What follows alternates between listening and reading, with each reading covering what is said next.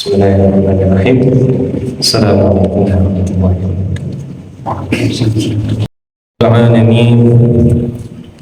Alhamdulillahilladzi hadana lihadza wa ma kunna linahtadiya laula an hadana Allah.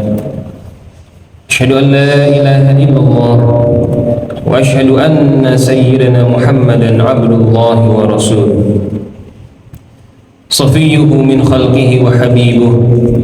قد أدى الأمانة وبلغ رسالة وجاهد في الله حق جهاده حتى أتاه اليقين فتركنا على نهجة البيضاء ليلها كنهارها من يزيغ عنها لا يزيغ عنها إلا هالك وصلوات ربي وتسليماته عليك يا سيدي يا رسول الله وعلى آل بيتك الأطهار وعلى أصحابك الأخيار بصلاة وسلام دائمين متلازمين إلى يوم الدين. أما بعد، قال الله تعالى في القرآن الكريم: أعوذ بالله من الشيطان الرجيم. يا أيها الذين آمنوا اتقوا الله حق تقاته ولا تموتن إلا وأنتم مسلمون. صدق الله العظيم. يا أيها الحاضرون أوصيكم ونفسي بتقوى الله فقد فاز المتقون. Hadirin sidang Jumat yang dimuliakan oleh Allah Subhanahu wa taala. Pada hari ini kita merasakan kemerdekaan dari penjajah asing. Kemerdekaan ini bukanlah sesuatu hadiah yang didapatkan dengan berpangku tangan, namun ia adalah hasil daripada perjuangan para syuhada, para pejuang. Mungkin ribuan, puluhan ribu atau bahkan ratusan ribu orang-orang yang rela mencurahkan harta dan jiwanya, mengorbankan tetesan darah dan keringatnya demi tercapainya kemerdekaan bangsa Indonesia.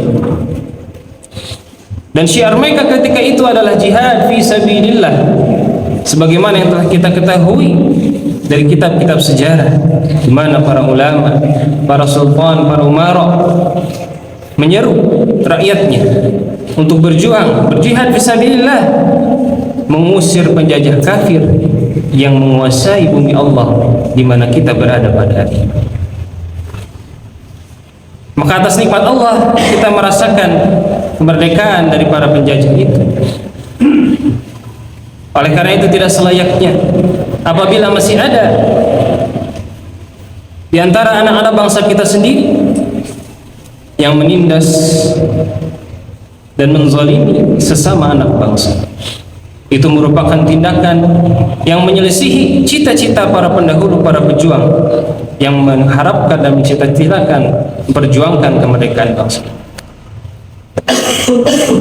Begitu pula rahimakumullah, hadirnya kita pada hari ini menjawab panggilan Allah untuk melaksanakan salat Jumat, salah satu kewajiban bagi setiap muslim laki-laki yang merdeka, balik dan berakal. Bukanlah sebuah hidayah yang datang begitu saja, namun hidayah iman Islam yang kita rasakan pada hari ini, pada detik ini, tidak lepas daripada perjuangan orang-orang pendahulu kita yang jumlahnya pun kita tidak mengetahui, ratusan bahkan mungkin ribuan. Dari mulai Sayyidina Nabi SAW yang bersusah payah, yang berdakwah, berdatangi satu kabilah dengan berjalan kaki. Penolakan demi penolakan yang beliau terima tidak menyurutkan semangat beliau untuk menyampaikan risalah dan dakwah Islam demi tersampaikannya agama yang diridhoi oleh Allah ini. Tidak terhitung pula para sahabat yang gugur di medan perang. Mus'ab bin Umair tertebas tangan kiri, tangan kanan hingga lehernya demi mempertahankan panji-panji Islam. Hamzah bin Abdul Muttalib yang ditombak kemudian dicincang-cincang tubuhnya demi memperjuangkan dan membela agama Allah. Dan tidak terhitung pula berapa banyak ulama dai mubalik yang menempuh jarak ribuan kilometer, meninggalkan tanah kelahirannya, meninggalkan keluarganya untuk menyampaikan dakwah Islam ini ke berbagai penjuru dunia, hingga sampailah ke negeri Nusantara di mana kita merasakan nikmat iman Islam pada diri. Begitu pula rahimakumullah duduknya kita pada hari ini di masjid yang nyaman, yang megah dan mewah. Bukanlah suatu hadiah begitu saja. Namun di balik ini saya yakin terdapat orang-orang yang mewakafkan hartanya. Terdapat orang-orang yang menyisihkan uangnya, menyisihkan harta pembelanjaannya, menyisihkan tabungannya untuk dibelikan sekedar 1-2 sak semen, dibelikan keramik, dibelikan batu bata, sehingga bisa berdirilah rumah Allah yang kita rasakan dan kita nikmati pada detik ini. Artinya apa rahimakumullah? Apa yang kita rasakan pada hari ini, nikmat yang kita nikmati pada detik ini tidak lepas daripada perjuangan. Dan apakah perjuangan itu telah berakhir rahimakumullah? Al-Islamu ya'lu wa la yu'la alaih. Islam adalah agama Allah, akan senantiasa mulia dan tidak akan ada yang bisa memadamkan cahaya Allah. Namun apakah kita tetap bisa yakin bahwa anak cucu kita akan tetap berada di dalam keislaman? Apakah mereka akan mampu tetap bisa melaksanakan perintah agama ini tanpa adanya halangan dari kita? Tidak ada yang tahu. Bahkan tidak ada yang tahu apakah kita masih bisa wafat dalam keadaan husnul khatimah. Rahimakumullah, janganlah kita bangga dengan dibangunnya masjid-masjid. Apabila hari ini ada orang mengatakan bahwa zaman ini adalah zaman yang buruk, masa yang rusak, maka janganlah kita mencela jam. La tasubud dahr. Janganlah kalian mencela waktu. Ana dahr, akulah waktu. Yang salah bukanlah waktunya, bukanlah zamannya, tetapi orang yang mengisi zaman tersebut. Apabila ada yang mengatakan dahulu ada zaman yang terbaik, waktu yang terbaik, maka kita lihat Abu Jahal, gembongnya orang-orang musyrik yang memusuhi Islam. Abdullah bin Ubay bin Salul, gembongnya munafik yang memerangi Islam. Mereka hidup di zaman yang terbaik, bersama orang-orang yang terbaik, di tempat dan negeri yang terbaik. Tapi apakah mereka mendapatkan hidayah Islam? Tidak.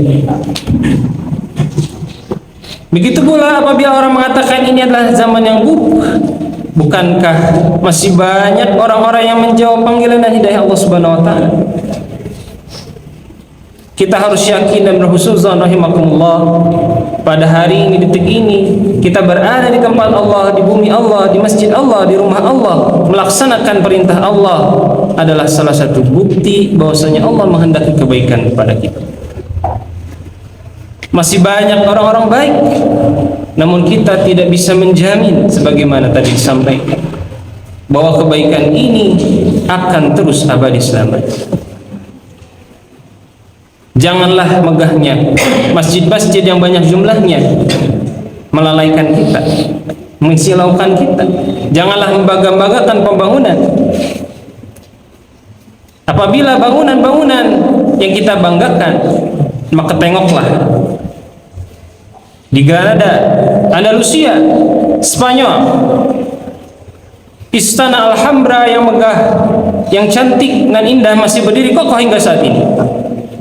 Masjid Cordoba yang luar biasa megah masih berdiri hingga saat ini.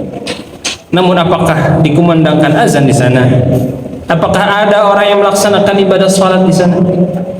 Sudah tidak. Bahkan dilarang karena sekarang sudah menjadi musuh. Apa semua ini maknanya? Janganlah kita berbangga-bangga dengan jabatan, dengan kuasa, dengan masa pengikut kita, dengan harta yang kita kumpulkan. bangunan yang kita dirikan, karena semua itu akan sirna dan akan hilang. Zaman berlalu dan musim berganti, kita tidak akan tahu apa yang akan terjadi di kemudian hari. Namun Allah Subhanahu wa taala tetap memerintahkan kita untuk memupuk kebaikan dan meneruskan perjuangan di dalam agama Islam sebagaimana yang dilakukan oleh para pendahulu kita, yang mereka terpanggil dengan seruan Allah Subhanahu wa taala, alladzina amanu wa hajaru wa jahadu fi sabilillahi bi amwalihim wa anfusihim ulaika a'zamu darajatan 'indallah wa ulaika humul faizun. Orang-orang yang beriman, orang-orang yang berhijrah, orang-orang yang berjihad di jalan Allah dengan harta dan jiwanya, mereka itulah orang-orang yang agung dan mulia kedudukannya di sisi Allah, dan merekalah orang-orang yang mendapatkan kemenangan. Seruan inilah yang menyebabkan datangnya hidayah Islam itu sampai dengan ke negeri kita pada detik ini. Oleh karena itu, rahimakumullah, hidup adalah perjuangan, dan perjuangan kita tidak akan berakhir. Perjuangan kita masih panjang. Allah Subhanahu wa taala, ayat-ayat Allah adalah kekal abadi selamanya. Selamanya kita disuruh oleh Allah untuk beramal dan berjihad menolong agama Allah. Namun yakini hadirin yang dirahmati oleh Allah Subhanahu wa taala, Islam adalah agama milik Allah. Jika bukan milik Allah, maka Islam sudah hancur, sudah luluh lantak, hilang di terpa zaman sejak zaman dahulu. Berapa banyak orang-orang musyrik, orang-orang kafir, orang-orang ateis yang memusuhi dan memerangi Islam. Betapa banyak orang-orang munafik, orang-orang zalim yang memerangi al-Islam ini. Betapa banyak orang-orang kaya yang tidak mempedulikan agamanya. Betapa banyak para penguasa yang meremehkan agama. Namun apa akibat ataupun keadaan mereka sekarang? Bagaimana keadaan Islam? Islam tetap hebat, tetap jaya, tetap pegang. Tanpa pertolongan siapapun, Allah akan menolong agama. Sedangkan orang-orang yang memusuhi dan membenci dan mengabaikan agama sekarang sudah menjadi santapan cacing di dalam tanah. Maka pada hakikatnya rahimakumullah, hadirin yang sama-sama mengharapkan ridha dan maghfirah dari Allah, Allah tidak membutuhkan kita. Allahu ghaniyun wa nahnu fuqara ilaihi. Allah Maha Kaya, namun kitalah yang butuh kepada Allah Subhanahu wa ta'ala. Bukan kita yang menolong agama Allah, tapi sungguhnya kita sedang menolong diri kita sendiri melalui kita menolong agama Allah. Oleh karena itu rahimakumullah, di waktu yang masih tersisa yang kita tidak tahu sampai kapan Allah memberikan jatah usia kepada kita, jangan sampai terjadi ketika penyesalan itu tiba. Dan namanya penyesalan selalu datang terlambat. Tidak ada penyesalan yang datang lebih dahulu. Penyesalan selalu datang di akhir. Janganlah seperti orang-orang yang sudah sakit, sudah tidak mampu lagi berbuat apa-apa, sudah terbaring di ranjang rumah sakit. Ketika dipanggilkan panggilan untuk melaksanakan ibadah salat, meneteslah air matanya, karena sudah tidak ada lagi yang bisa dilakukan. Andaikan dahulu ketika tubuhku masih sehat, kakiku masih kuat, kupaksakan melangkahkan kakiku ke rumah Allah. Andaikan ketika mudaku dulu, kupaksakan bangun untuk melaksanakan salat subuh di rumah Allah. Namun kini ketika malaikat maut sudah datang, maka seorang yang dihadapi dengan malaikat maut akan berkata, Rabbi laula akhartani ila ajalin qarib. Ya Rabb, jikalau tidak kiranya engkau akhirkan bagiku ajal maut ini, fa asaddaq, kemudian aku hendak bersedekah, wa akum minas salihin, dan aku menjadi seorang yang saleh. Maka ketika itu, idza jaa ajaluhum la yuakhkhar, apabila sudah datang ajalnya, maka la yastakhiruna wa la yastaqdimun, tidak akan bisa diakhirkan dan tidak akan bisa dimajukan kembali. Apalagi penyesalan yang dihadapi yang Allah ceritakan di dalam Al-Quran ketika orang-orang dihadapkan kepada Allah Subhanahu wa Ta'ala di yaumil akhir kelak. Ditampakkan kepadanya amalan-amalan solehnya. Inilah dahulu infakmu, inilah dahulu sedekahmu kepada anak-anak yatim dan duafa, inilah dahulu yang kau infakkan untuk membangun rumah Allah, inilah dahulu yang kau lakukan dalam beribadah ketaatan kepada Allah. Tidak ada sedikit pun yang luput daripada perhitungan Allah Subhanahu wa Ta'ala, dan semua itu akan ditampakkan kepada kita. Wa may ya'mal mithqala dzarratin khairan yarah. Dan sedikit pun yang kita lakukan daripada kebaikan akan ditampakkan, akan kita lihat. Namun jangan sangka begitu pula dengan setiap keburukan yang kita lakukan akan ditampakkan pada kita. Wa may ya'mal mithqala dzarratin syarran yarah. Tidak ada sedikit pun keburukan, kezaliman, walaupun hanya satu kedipan mata yang kita lakukan untuk mendukung sebuah kemaksiatan, kezaliman, akan dihadirkan oleh Allah Subhanahu wa Ta'ala di hadapan kita. Maka Allah menceritakan, walau tara idzal mujrimuna nakisu ru'usihim inda rabbihim. Dan niscaya kalian wahai orang-orang yang masih hidup, engkau kalian menyaksikan jika pada hari kiamat kelak kami akan datangkan orang-orang yang berdosa, yang mereka datang ke hadapan Allah dengan wajah tertunduk karena malu, menyesal. Rabbana absarna, mereka berkata, ya Rabb, pada hari ini kami telah melihat dengan sungguh-sungguh apa yang kau janjikan, Rasul sampaikan kepada kami. Telah kami lihat malaikat maut itu hak, telah kami lihat bahwasanya azab kubur itu adalah hak, telah kami lihat bahwasanya surga dan neraka itu adalah hak. Wasami'na, dan telah kami dengar ya Allah teriakan jeritan orang-orang yang disiksa di dalam kuburnya. Kami telah mendengar cekikikan tawa orang-orang penduduk ahli surga di dalam surganya. Farji'na, maka kembalikanlah kami ya Allah, na'mal salihan, sehingga kami bisa beramal salih, walaupun hanya satu hari, walaupun hanya 1 jam, walaupun hanya 1 menit saja ya Allah. Inna mungkinun, karena kami sekarang sudah yakin seyakin-yakinnya bahwa apa yang kau janjikan adalah benar. Tetapi lang tarji'al ayyamu idza madha, hari-hari yang sudah berlalu tidak dapat kembali lagi rahimatullah. Maka selama hayat masih di kandung badan, selama usia masih Allah berikan kepada kita, marilah kita lakukan investasi bisnis yang pasti untung dan berlipat-lipat. Kita tolong agama Allah. Dan yang terbaik rahimakumullah yang kita wariskan pada anak cucu kita adalah pendidikan. Rahimakumullah. Oleh karena itulah Rasulullah SAW menggambarkan, man kharaja fi talabil ilmi fakana fi sabilillahi hatta yarji. Barang siapa yang keluar untuk menuntut ilmu syar'i, keluar untuk belajar agama Allah, mengenal halal dan haram, mengenal keimanan kepada Allah, sehingga muncul ketakwaan di dalam dirinya, fahuwa fi sabilillah, maka dia sedang berada di jalan Allah.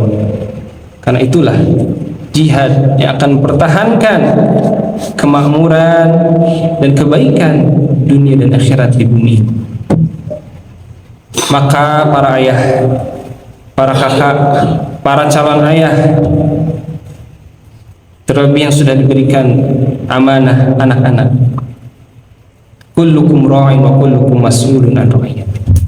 Setiap kalian adalah pemimpin dan akan dimintai pertanggungjawaban atas apa yang dipimpin.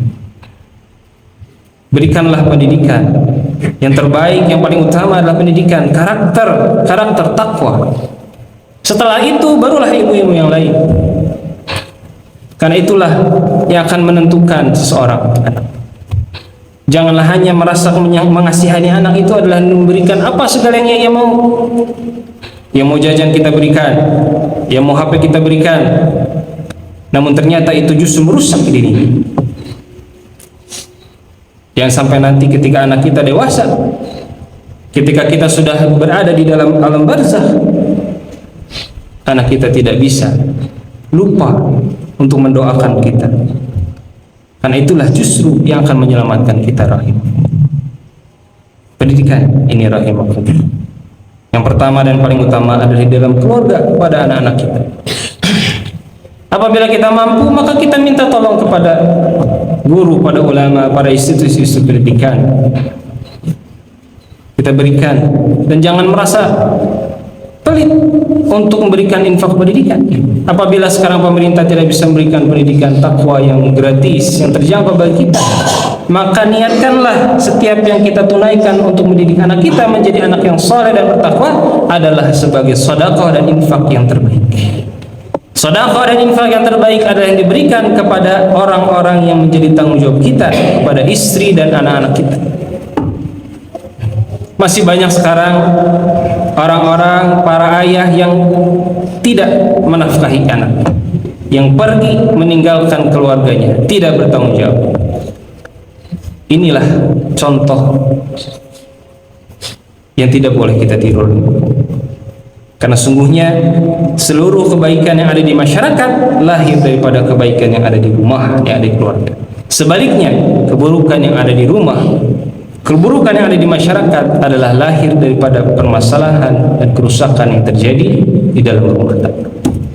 Apabila kita tidak mampu mendidik anak kita dengan ilmu karena keterbatasan ilmu kita, maka kita dukunglah syiar-syiar pendidikan, dakwah-dakwah. Apabila sudah ada masjid ini, jangan dibiarkan masjid ini seperti rumah yang kosong. Makmurkan dengan berbagai kegiatan dakwah, pendidikan dan syiar-syiar Islam. Pendidikan untuk mengajar anak-anak kita baca Al-Quran, menghafalkan Al-Quran, belajar agama, belajar ilmu akidah, belajar fikih halal dan haram. Itulah yang pada hari kiamat kelak ketika dikubur kita, barulah kita merasakannya.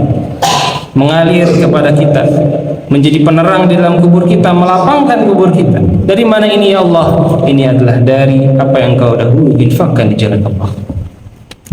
Sedangkan mereka yang bakhil, yang pelit, yang tidak mau, yang menahan karena kecintaan dunianya yang berlebihan, ia menyangka bahwasanya harta itu akan senantiasa ia pegang, jabatan itu tidak akan copot darinya, barulah nanti ketika sudah wafat ia merasakan penyesalan sebagaimana yang tadi khatib sampaikan.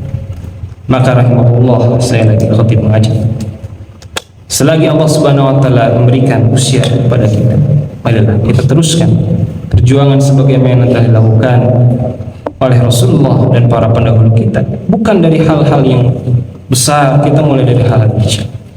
Dari diri kita berdiri, dari keluarga kita, kita bisa menolong agama Allah. Dari hal-hal yang terdekat, dengan lisan kita, dengan perbuatan kita, dengan sedikit harta kita.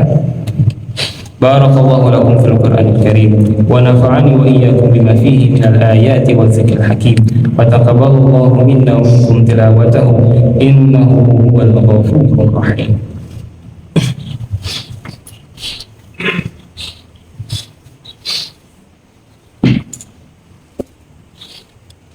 Alhamdulillahi wa kafa wassalatu wassalamu ala habibina al-mustafa wa ala alihi wa sahbihi ahli sidqi wal wafaa. Asyhadu an la ilaha illallah wa asyhadu anna Muhammadan abduhu wa rasuluhu alladzi la nabiyya ba'dahu. Qala Allah ta'ala fil Qur'anil Karim, a'udzu billahi minasy syaithanir rajim. Ya ayyuhalladzina amanu Inna Allah Inna Allah wa malaikatahu yusalluna 'alan nabi ya ayyuhalladzina amanu sallu 'alaihi wa sallimu taslima. Allahumma ighfir lil muslimina wal muslimat wal mu'minina wal mu'minat al ahya'i minhum wal amwat. Alhamdulillahi rabbil alamin wassalatu wassalamu ala alihi wa sahbihi ajmain salatan daiman mutalazimin ila yaumiddin. Allahumma shalli ala sayyidina Muhammad في الأولين والآخرين وصل اللهم على سيدنا محمد في الملأ الأعلى إلى يوم الدين. اللهم اغفر لنا ولوالدينا وارحمهما كما ربونا صغارا. اللهم انصر الإسلام والمسلمين واخذل الكفرة والمشركين واهلك أعداءك أعداء الدين. اللهم شتت جمعهم وفرق شملهم. اللهم اجعل تدميرهم في تدبيرهم. اللهم انصر إخواننا المستضعفين المجاهدين في فلسطين وفي روهينيا وفي السودان وفي كل بلاد المسلمين يا الله يا أرحم الراحمين. اللهم اجعل بلدنا هذا إندونيسيا خاصة وجميع بلدان المسلمين عامة بلدة طيبة ورب غفور. اللهم ارفع عنا البلاء والوباء والزلازل والفتن والمهن والزنا. اللهم إنا نسألك سلامة في الدين وعافية في الجسد وزيادة في العلم وبركة في الرزق وتوبة قبل الموت ورحمة عند الموت ومغفرة بعد الموت. اللهم هون علينا في سكرات الموت والنجاة من النار والعفو عند الحساب. سبحانك ربك رب العزة عما يصفون. اللهم ربنا آتنا في الدنيا حسنة وفي الآخرة حسنة وقنا عذاب النار. عباد الله، إن الله يأمر بالعدل والإحسان وإيتاء ذي القربى وينهى عن الفحشاء والمنكر والبغي يعظكم لعلكم تذكرون. اذكروا الله يذكركم واسألوه من فضله يعطكم ولذكر الله أكبر.